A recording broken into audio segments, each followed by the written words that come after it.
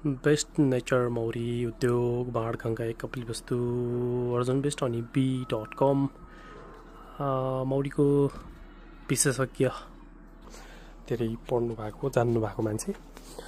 तर उहाँ मार्फत किनेको यो मौरीको घर मैले अरूलाई किन्नको लागि चाहिँ सिफारिस गर्दिनँ, माफी चाहन्छु।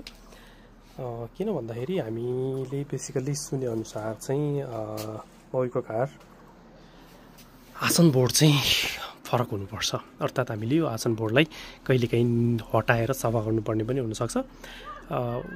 उहाँहरूले यो घरको बिक्री गर्ने बेलामा चाहिँ के भन्नुभएको थियो भन्दाखेरि एउटै काठको आसन बोर्ड भएको भन्नुभएको थियो।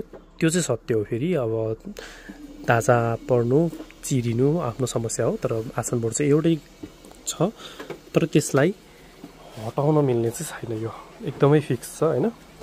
कहिलेकाहीँ हामीले घर समायोजन गर्नु पऱ्यो भने, घर सफा गर्नु पऱ्यो भने यो घरमा चाहिँ मिल्दैन, अलिकति गाह्रो छ। त्यस कारणले पनि मैले यो घरलाई चाहिँ रेकमेन्ड गर्दिनँ।